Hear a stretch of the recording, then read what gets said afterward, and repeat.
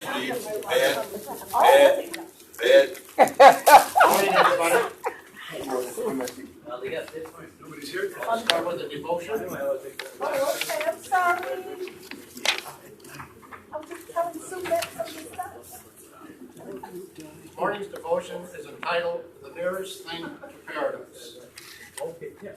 Spring arrived earlier this year than any year before.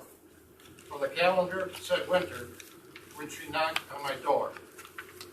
She brought January daffodils with faces all aglow. But no one knows what lies ahead. Perhaps sleet, maybe snow. The robins have returned to town, and hummers have been seen. Buds have appeared on dormant trees, showing signs of green. The Lenten season has begun, and Easter's drawing near. For every heart is filled with joy this holy time of year. With the changing of the season, faith and hope reign supreme. For his tomb indeed is empty. Life is more than a dream. Spring's the nearest thing to paradise that we have ever seen. When nature resurrects the earth and turns the landscape green. And this was written by Clay Harrison. Well, could you talk into the microphone? I want to say this word. Test. I don't hear it. No. Wait, let me. Did you turn it on up there? Standby is off. Both switches, one switch was on. We just heard something. Test, Oh, light. yeah. There you go. Did everybody hear the prayer? Should I say it again? Good. Stupid thing. This thing is going to cause more gray hair than my parents had when I passed away in the 90s. You're getting close to the limit right now. Thank you, Jack. Operator here. I pledge allegiance to the flag.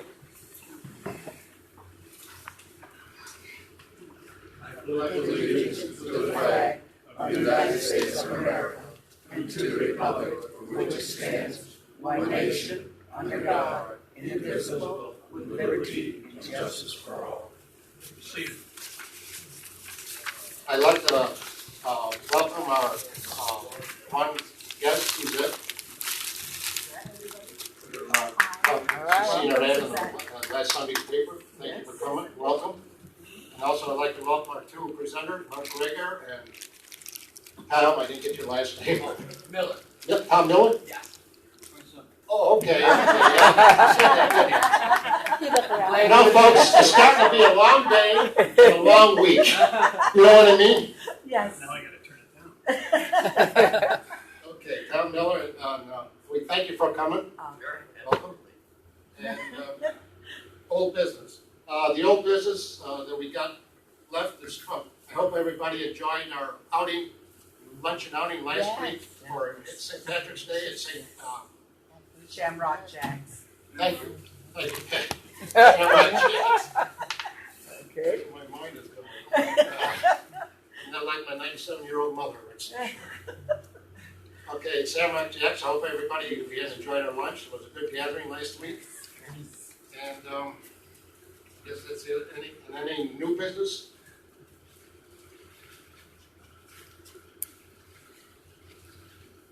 I had a very lovely outing last week. Instead of going to the Shamrock Rocks, I thought it had a kidney stone, but it didn't. But I have survived. I'm here to 105. Did you save the stone? No, they diagnosed it wrong. I don't know, I had a strain or something. Oh, okay. All right. Still living. Okay. I guess that's the end of the old business. How's your song leader? Song leader. Just dancing and singing.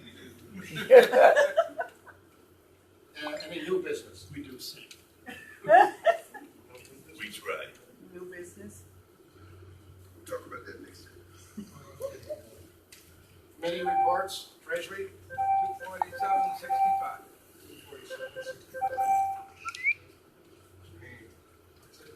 Where are we going to eat next month? That's coming up, ain't it? We can go I to don't the know. place that we didn't go this time. What date would that be on? Yeah, I'm not sure. It's April 20th. April 20th. No, we got a lot of time. We'll go to the place we didn't go to this past. What place is that, Bill? Place we didn't go to. Thank you. Beginning. Well, we didn't go. Beginning. Beginning. Okay, well, we got a few weeks to talk about that. Maybe first of April, for April Fool's Day, we'll talk about that.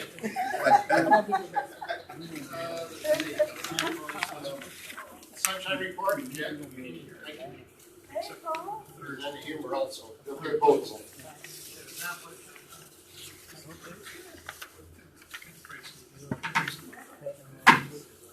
Excuse me, I'm gonna use the mic this morning because I still haven't got my voice back yet.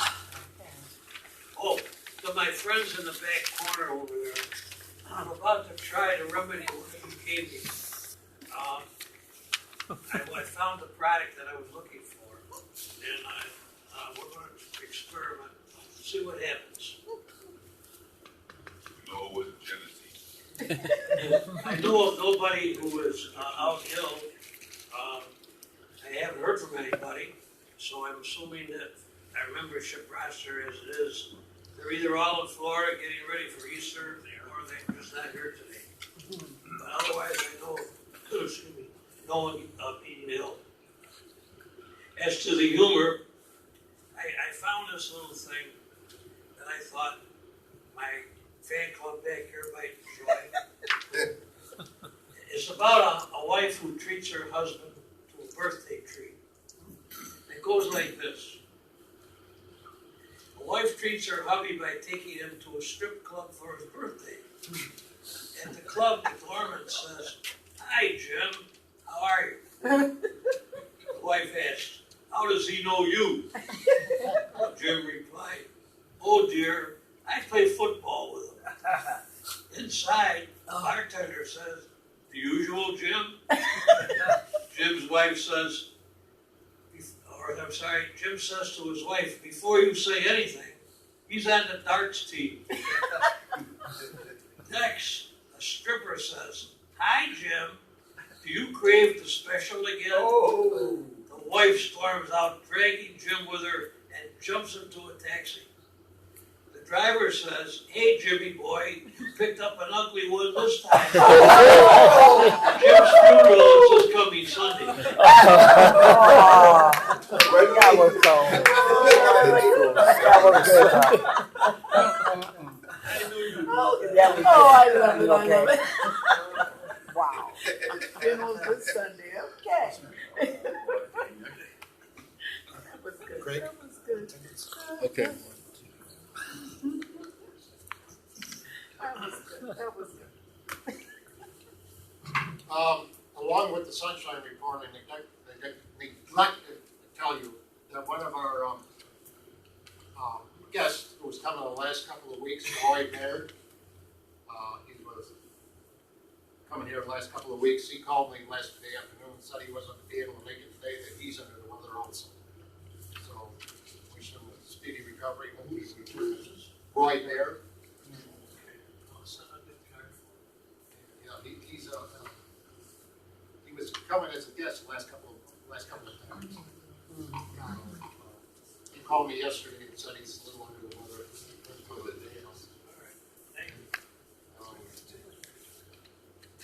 Attendance count? 17. 17. I guess we'll add singing now. Okay. You're gonna try. Talking about under the weather. You know, Jack very rarely wins the drawing. Jack also goes to the AARP meetings once a month. And unfortunately, sometimes I'll win. Quite often I'll win. One time they had 3 door prizes, cash door prizes. I won 2 out of the 3. Ooh, all right. However, the good news, last Friday was the CRP meeting, and I'm sitting next to Jack and his wife, and they call out the numbers, and poor Jack, he never wins again. His wife did. All right. So he's still ill. And she doesn't share. That's right, she doesn't. Oh boy. Now we're going to start out with page 3. America the Beautiful.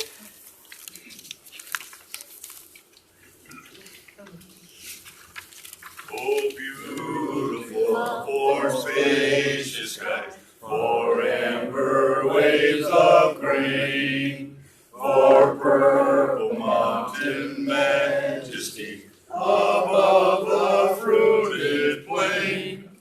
America, America, God sheds His grace on thee, and crown thy good with brotherhood, from sea to shining sea. Okay, now for the 2 gentlemen standing in the back.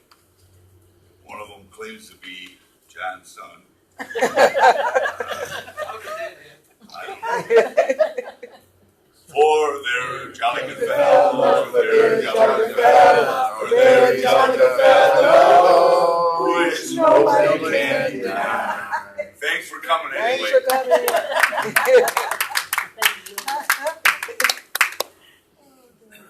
You probably paid for your parking too, didn't you? No, we didn't. Uh-oh. We're gonna swear up on Easter. It's free, that's why I said that. We're having lunch. Oh, my God. Okay, since we have a holiday coming up on Sunday, let's try page 9. This will be for the ladies. Yep, Easter parade. Oh, yeah. That's it for the ladies. Page 9.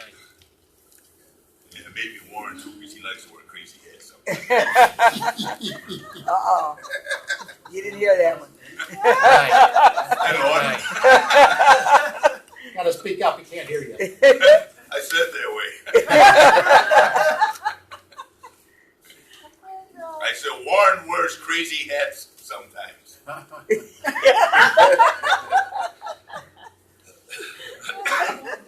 I couldn't say that when I was younger because he was one of my teachers. Oh, okay. I was only So this you big. get it now. Oh. Payback's therapeutic. Okay, page 9, Easter parade. In your Easter bonnet, with all the frills upon it, you'll be in the Easter parade. I'll be all in clover, and when they look you over, I'll be the proudest fellow in the Easter parade. On the avenue, 5th Avenue, the photographers will snap us, and you'll find the touring photographer. Oh, I could write a sonnet about your Easter bonnet, and all the girls taking to the Easter parade. 27.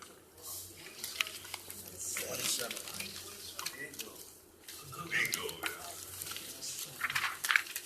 Since it's springtime, supposedly, let's try the Red, Red Robin.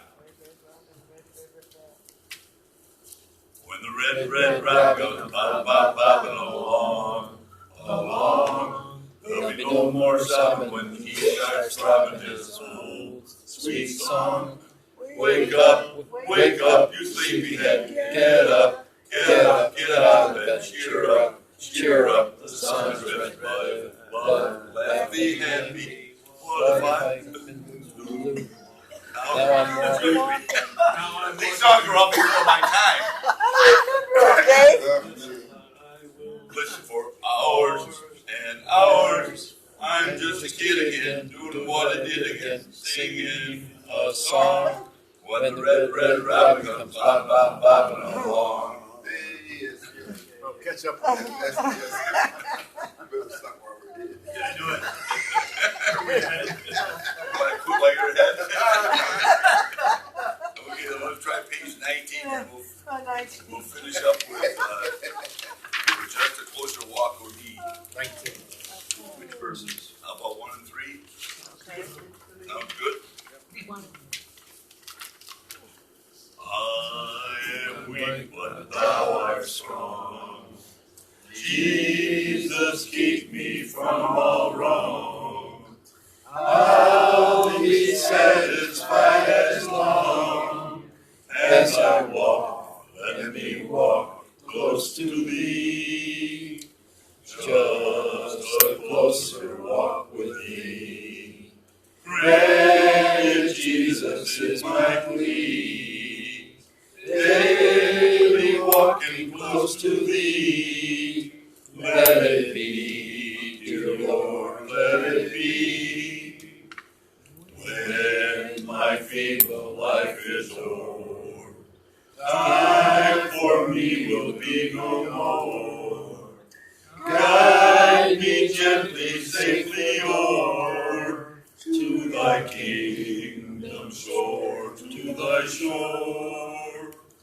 Just a closer walk with thee. Grant, Jesus, is my plea. Daily walking close to thee. Let it be, dear Lord, let it be. I guess you better get anybody else. All right. Amen. You did such a nice job.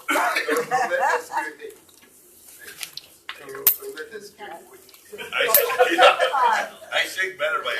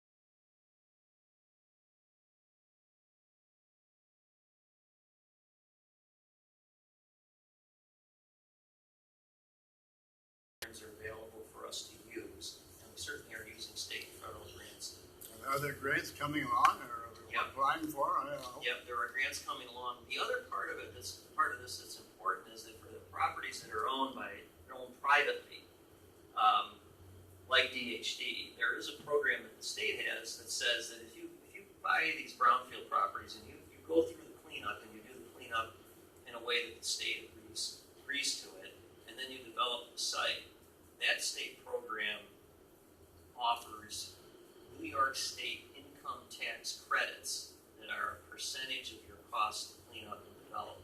So you have scenarios where private businesses and developers go through that program and they spend money and then they document that and submit it to the state of New York, and they get reimbursable income tax credits, so refundable income tax credits, so that if their state income tax liability is $100,000 on their income tax, and you can find this if you're doing your income taxes now, you can find the brownfield income tax credit, and you can read about it. But if they have a $100,000 New York State income tax liability, and their tax credits add up to be $500,000, the state cuts them a check for $400,000. So it's a very lucrative program if you can get through it, because you got to pay for it up front. Are you using local folk to engineer this program, and will you be using local folks to do the excavation or do the work period? Almost certainly when we get to the phase where we'll be doing cleanup, we'll have local requirements in the remedial construction contract. So that'll be hire City of Rochester, hire women's-owned businesses, hire minority-owned businesses. The challenge for this, and it's something that we're trying to work out, actually with the Plymouth Exchange neighborhood, is the challenge is to try to find jobs for people in the neighborhood related to the cleanup and redevelopment. So there's something called a community benefit agreement that is out there that we'd like to try to explore that to see, not just with the city, but for our developers. How about the engineering part? The engineering part, we have some of those same requirements, but they're not at, I would just say that the participation goals aren't quite as high. But anytime that we use a grant, there are multiple requirements for hiring and using women and minority-owned businesses. The reason I asked that question, I remember back when Duffy and May was given, I think it was somewhere in the millions of dollars. They had some contractors from, I don't know where, but they weren't local. Yeah. And they walked away with $2 million, and we never got an answer why, or what happened, why they did that. But the $2 million left because they said, well, we had to pay them, and nothing happened. Sometimes what happens there is that in terms of out-of-town companies, for projects that we have to go through the state's competitive bidding process, the city has no control over who gets projects. So in other words, state law requires that we award to the lowest bidder. And so if the lowest bidder is from Buffalo or New York City or Virginia, we're obligated to award that contract to the lowest bidder. This work is a little different. We generally have more flexibility and aren't boxed in quite as much by the state's purchasing laws. But the state's purchasing laws are pretty strict for normal construction work.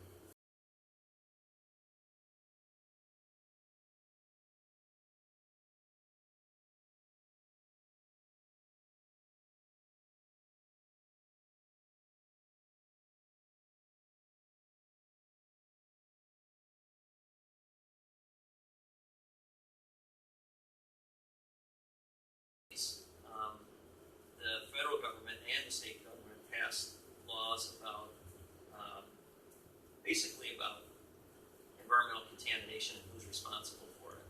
So if any of you are attorneys, the liability structure in those laws is strict, joint, and several. And it applies to former owners, former operators, current owners, current operators. And what that really means is that the state or the federal government or the courts can find any party who had anything to do with the site, in terms of anything to do with the site contamination, find them responsible for paying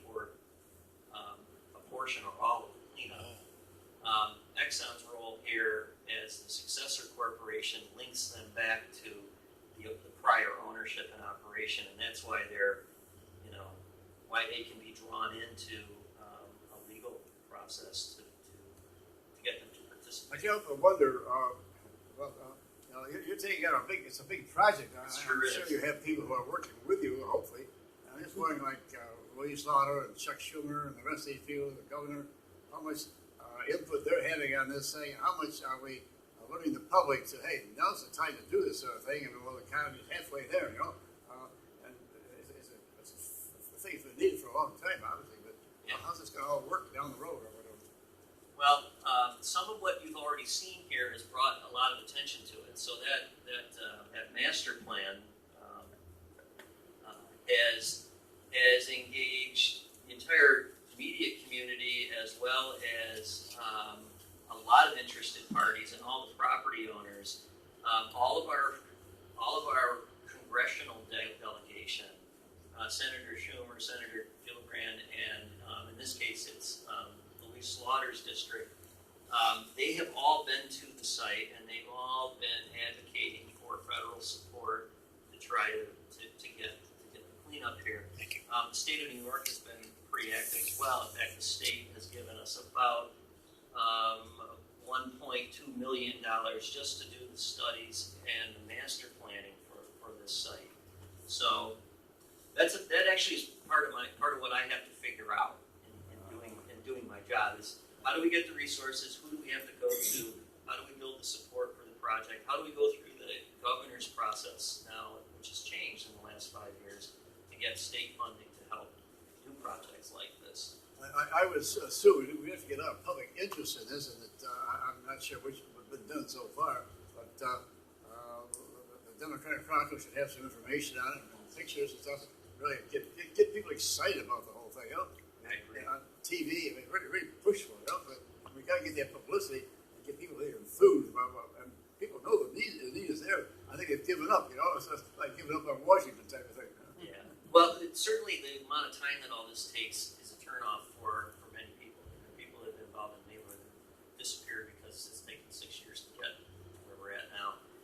The stuff that gets covered in the paper right now has tended to be about the master plan and also tended to be about the lawsuit against ExxonMobil. And there was a recent article about that in the paper that Steve Orr wrote. Steve's done some good coverage about this. But you're right, we haven't done the big splash on this yet as far as development. And part of that's because we don't own all the land and we're trying to get things moved along on the environmental side of the equation. Yeah. Is it on the city website? Yep, you can find out about this on the city website, and certainly I can leave my card here if anybody wants to call me or have me email you about the information. Do you think the study would cost more than actually doing the work in the dust? No, I expect that the studies, which will be in the hundreds of thousands of dollars, will be dwarfed by the cleanup cost here. It's in the millions, or in the past, according to some of the politicians, it's in the millions. Yeah, I would say, and this, you can only guess right now, but if we had to do some demolitions and clean up of the 40 acres, our cleanup numbers for these kinds of properties for uses where people will live there can be as high as $400,000 to $500,000 an acre. So we could be easily looking at $20 million here, and which makes it all the more important to be talking to a lot of different places about how we fund this. Yeah. You have a lot of houses on your chart there that are existing now. Yeah, the gray ones. Yep. And they're kind of substandard, many of them. I looked to buy one of the houses there, and not to live in, just to own the house there. Is there some move to get grants to the community also there to restore some of these homes? That is a really good question. In fact, last night we had a meeting with the Plymouth Exchange Neighborhood Association, and we're doing a housing study, and part of what the housing study is supposed to do is come up with ways that we can financially support and more fully support the existing property owners and the people that live there, and part of that is rehabilitation, financial support for existing structures, existing homes, and that is part of what we're working on. And actually, it's a fairly significant study that we're doing, and the recommendations that come out of that, we'll be passing those up to the mayor and city council, and hopefully we'll be putting some structure in place, because what we already hear is that rents here are dramatically increasing in this neighborhood, and much faster than incomes in the neighborhood. And part of that's to do with development that's occurred down here, student housing and student rents, as well as speculation that's occurring in the neighborhood by developers. And DHD is one of those developers that said, this looks like in the future it might be a good place to build something. So we're seeing pressures on the neighborhood, and for the people that have lived there a long time, it's a stressful time for them. How about the taxes? Taxes are naturally increased. Yeah, I mean, it's hard. This is a double-edged sword for the city. I mean, we like it when not when taxes increase, but we like it when assessed values increase, because that means if you keep the tax rate the same, but the properties in the city are worth more, so we do collect more taxes. So at the same time, if you've been living in the same house there and you're on fixed income, and your taxes are going up, even by modest percentages each year, that's a challenge. And there are some techniques that we can use to try to help residents who've been there a long time, and that's part of what the housing studies are trying to do. Yes? As a former county employee, I know that trying to grants, why do we get money? We have to think of the whole plan and have all the answers to everything that you plan to do before you can apply. So you have to do all the studies, you have to formulate the whole plan before you can go on to the next steps. Yeah, that's generally true. There are a number of pieces to this puzzle, and it's a big puzzle, where we can get preliminary design information, preliminary budget information, and try to access construction or development or cleanup funding. But we have to be, you're right, we have to be down the road and do our homework, basically, so that when we go to the granting agencies, it looks like we're ready. That's really the idea. Mark, so many times I've sailed up with my sailboat, my motorboats up and down the river, and I look at this area and I say, boy, how beautiful this could be if we really wanted to do something with it, I think maybe you hear the politicians lately, I heard one say, he's going to make America great again. Maybe we should take him for a ride, we're going to make the Chelsea River great, and give him a ride up there, and some of the other people, put him on a boat, and look what we got. And keep him back there. So you're absolutely right. I mean, for anybody who has not been on the river, and whether it's this stretch or the lower stretch, we have a spectacular resource here that really hasn't been used. This is a good example where we've had this, old refinery site and a junkyard, and we have a junkyard almost on the river, and even the people in the neighborhood really couldn't get down to the river and feel safe about it. So that's part of what we're exactly part of what we're doing here, is trying to bring attention and make use of it. This is over 1.5 miles of waterfront, and if this was in Pittsburgh or Miami or Virginia, it would have already happened. And so we have some areas that we just need to shine the light of day on it so that people can see how impressive it is. How long have you been on this particular challenge that you're doing now? I love it when people ask that. This trail down here, I'll go back in and show you. Let's find it. This trail. The city constructed this trail under one of my former bosses who liked trails a lot. And in 1989, we were trying to make this little section of the trail, and I got a call from one of our operations people who said he had a bulldozer down there. They were trying to clear it, and it was sinking. And I said, okay, what do you want me to do? He says, well, I don't think it's sinking in wet, or it was sinking in sludge, which is basically these tar pits that were there. They were disposal locations for the bottoms of the tanks from the refinery. We didn't know any of this at this point, so that's when I started working on this site. It was 1989. Then we contacted ExxonMobil when we figured things out, and it dragged until the mid-2000s when we finally got a big grant and we were able to do something about it, to start this planning. Yeah. Have you been in contact or worked with the Finger Lake development with Danny Wakeman or Joe Siegelman, who's the president of U of R? Yeah, what we've done there. Got them involved because it's all in a region with developmental. Yes, you're absolutely right. The Regional Economic Development Council is where the majority of the state funding comes through us from. And when we got to this master planning phase, that was under the end of Bob Duffy's time or Tom Richards' period as mayor. And so we identified this site and all of this work as one of the key strategic locations in the city to the group that Danny Wegman and Joel Seligman run. And we really got got to make this the biggest project in his process for many years, don't we? Right? This is it, guys. We're going to go for it. Yeah.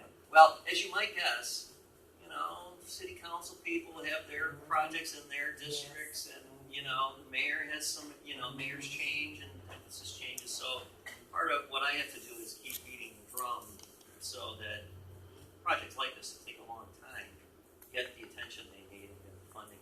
We did get $700,000 in December through the Regional Economic Development Council for their dirt wall. And I suppose Mr. Schigelman is more interested because his area is right there. He'd like to see this developed. I think the U of R has been a little bit cautious on this because they don't want to they don't want to get into the mess that we're trying to deal with. They want to come in when it's all clean and ready to go. So. Okay. Yes. Thank you very much. This meeting to a close. Thank you for coming, everybody.